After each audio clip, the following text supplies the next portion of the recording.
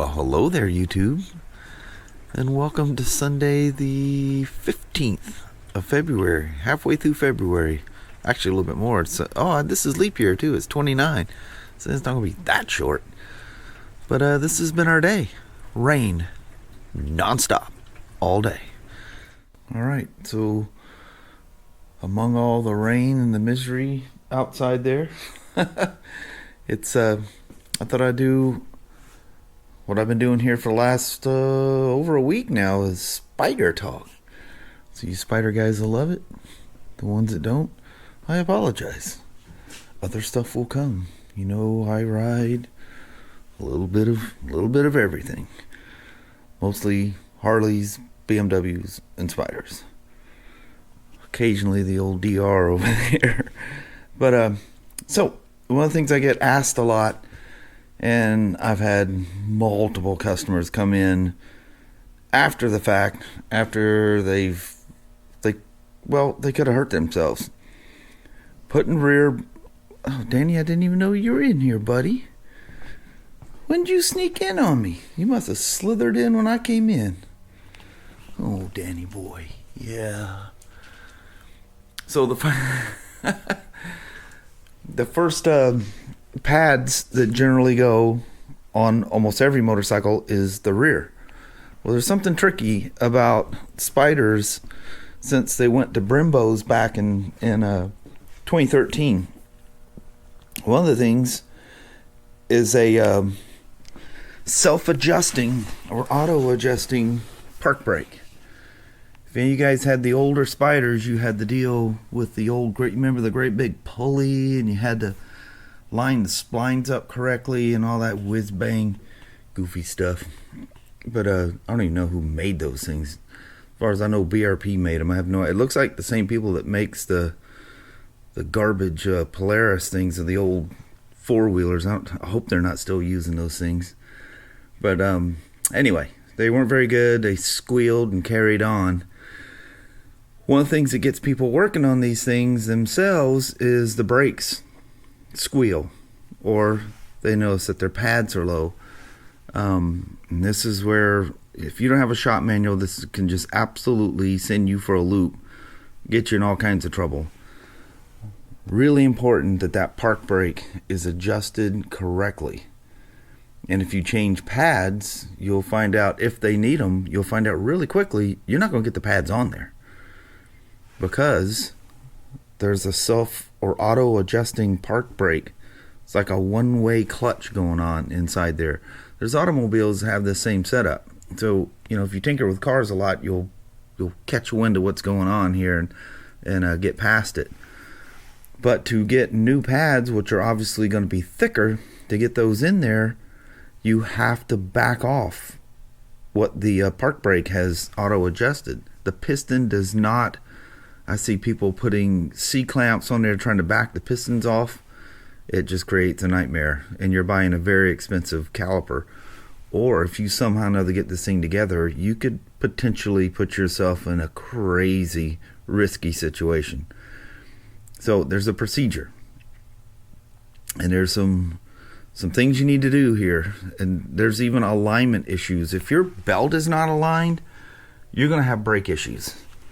Because there's shims, there may be no shims, or there may be a shim on the rear caliper bolt that holds the caliper to the stay, or there could be a shim on the front one. Or like I say, there may be no shims at all. But it's important that your belt is aligned correctly, and that the shims are either there or not there. They need to go back, and you need to make sure the wheel turns freely when you're done. So I've already jacked this thing up. It is not necessary, but I like to make sure the wheel spins, plus it lifts the bike up and it's easier for me to get in there and work on it. So these are 16mm headed bolts. I'm going to take both of these loose right quick. Oh, before you start, you need to make sure that, I know the park brake's adjusted correctly on this one because it's brand new and it was already checked before it left. So there needs to be a little free play in this thing. The cable needs to feel tight, but you need to have that free play. You have to have it. That ensures that this arm is backed off. If it has any pressure on it, you're in the middle, you're activating it, and it's not going to back off correctly. So if you do that before you even take it off, make whatever cable adjustment you need to make beforehand. That way you can just leave this together. I don't have to take that cable off. If it's out of whack, I take a 13mm wrench, knock the bolt off, take the cable out, and just back everything off and deal with it when I'm done. But anyway, here we go. Alright, so I have the 2 bolts out. Let's see if I can scoop myself over here and try to do this one-handed. I bow this slightly. I know you're not supposed to, but I just take that and twist it a little bit. Man, look at that dirt in there from the rides on this thing. So be mindful. So I can see there's no shim on the rear one, but there could be one up front. But you want to come just straight down. And I don't see a sign of there being a shim there, but that Loctite sometimes can hold it. Alright, so there's no shim front or rear. And that's not a fault, it's just when BRP puts them together, they set these things up. So there's your brake pads. And they are, you can, oh, there's one, takes a T30, right there. Takes a T30 Torx. But if you look carefully, there is a snap ring right there. You see it to the left of the spring? That snap ring has to be pulled out. Because if you start taking this T30 bolt out, that you will try to suck that pin through the hole, and yeah, now you got all kinds of problems. You could damage your caliper. Just make sure you take the clip out. These are pretty much the only tools you need. A 16mm or 5/8 with an extension or a deep socket. BRP says you can do it with a pair of snap ring pliers. These cheap needle nose are very sturdy. These will work. That'll make sense here in a minute. The needle nose, in case I have a hard time pulling the pin out, usually you can reach in with your finger and pull that clip out off of the pin. And then a T30 Torx. Okay, I was not able to reach in with my finger and pull the clip off of the pin, so the little needle nose came in handy. And I don't have a short. I guess you could use like a Torx, like a Allen key. They make them in Torx as well, but there's barely enough room for the ratchet and the socket to be on there before it hits the stay for the park brake. But I have this thing loose. Let's see if I can pull this out by hand. Yep, I just heard the pads all slip away. So that's what it is. That's the pin that the front of the calipers float on, and that little groove is what the clip slips into. That's just in case you don't tighten this down correctly or somehow or another it comes loose. That's just a safety thing. And from there, you rock the pads. Let's see if I can get in here. Rock them full out and then forward.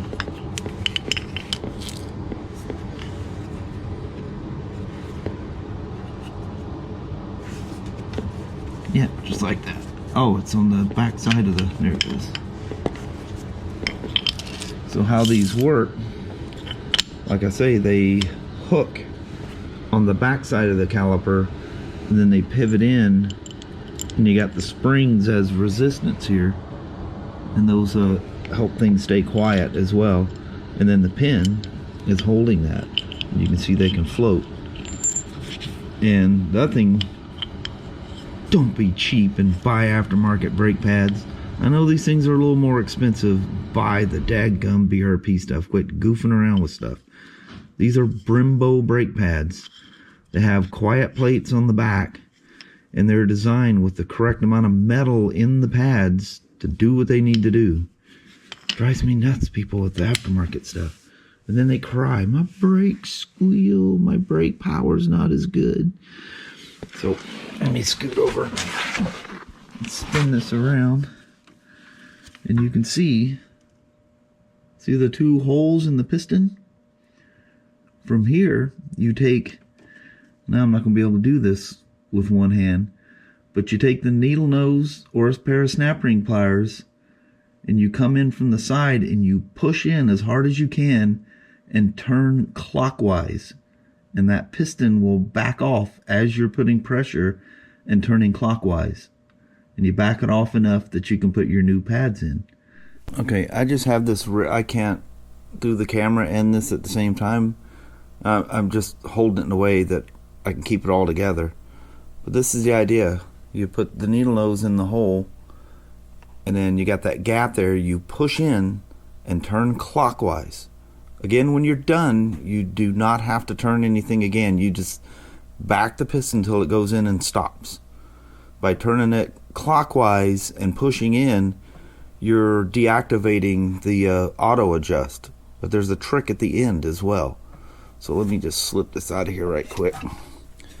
So I was paying attention to this as I was talking to you guys earlier, and this boot is usually a little higher up. This one's farther down. So I don't know if you guys noticed when I was janking. Oh, look at that. It slides through there. I didn't realize that. But anyway, you might consider taking your ABS sensor out. That's really expensive. You don't want to damage that thing in any way. And when you take this thing off, there's almost always, with BRP, there's almost always shims in there. And they stack on this. Don't damage your O-ring. They stack on this and go in. And what it's doing is all ABS sensors have a minimum air gap, a distance that they ride away from the trigger wheel. And what that shim is doing is putting the correct air gap between the tip of the sensor and the trigger wheel. And the trigger wheel is simply bolted to the disc, and the disc is bolted to the hub inside there. So I don't need to back these pistons off, but I'm just showing you what you do.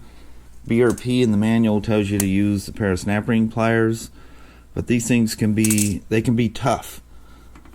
And the deal is you have to be pushing in with pressure when you're turning it clockwise. And these those cheapo Husky needle nose, they're really robust, because you can do this with your snap ring pliers or your needle nose. If they're stiff, you can tweak your pliers. And I'd rather tweak a pair of needle nose than a good set of snap ring pliers. Snap ring pliers are very important that they work. If you've ever had to use them, you know what I mean. So I'll talk to you a couple of things about going back together here, and there's a procedure at the end you need to do before you hit that park brake for the first time. All right. I don't know if you guys were paying attention when I was showing you this, but in these little grooves was a buildup of dirt on both sides of these. The surface area between the caliper stay, I guess this is kind of a caliper stay too, but between caliper bracket maybe and the caliper stay, that needs to be clean. You cannot have it in both bolt holes. They need to be clean, and the caliper bracket, because you could create your own shim if you leave a bunch of dirt in there. And what the shim is doing is allowing this thing to adjust back and forth. With the belt correct and everything bolted up, this bracket should be, the whole caliper and your pads should be riding even on your disc. If you go in there and you misadjust your belt, you forget your counts, you're not paying attention to how it's aligned on the pulley, the wheel is cocked. That does two things. It throws your alignment off by a mile, because before you do alignment, you got to make sure that the belt is aligned and the wheel is going straight. When that happens, so is the disc. And when BRP put this thing together, that belt is correct. Even though Everybody freaks out because it looks like it's riding on there. There's a way of testing that. That's a whole nother deal. They say a minimum of a half an hour or half a millimeter gap. I can stick a gauge in here and get a half off. That's a whole nother procedure. But you need to make sure your belt is aligned. If the belt is aligned in the swing arm, and that dictates whether you need a shim or not. So from the factory, this one didn't need a shim. So don't forget your ABS sensor shims, and I stick the bolt in there so it aligns, and I want the shims to stay behind the O-ring because I do not want to damage the O-ring. And with the bolt there, just slide everything in and tighten her down. So there's everything aligned. The wheel turns. I don't want to lose my light there, but the wheel, there's no resistance between the pads. You need to check this again, but it's a little finagling getting the caliper on. That's another nice thing with it being off the ground, because it helps to lay on the ground and look sideways up in there and watch your pads as you're going on, and just make sure there's one pad on each side and that they didn't kick out of that rear little capture area. But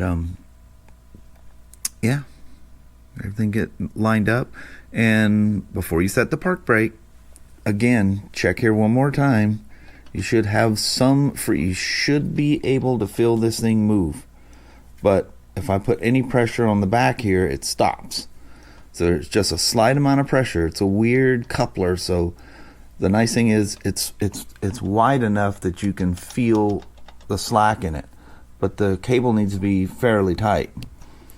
You don't want that cable holding that brake forward at all. So before you set that park brake, let's just get up and do this right quick. Before you set that park brake the first time, pump your brakes.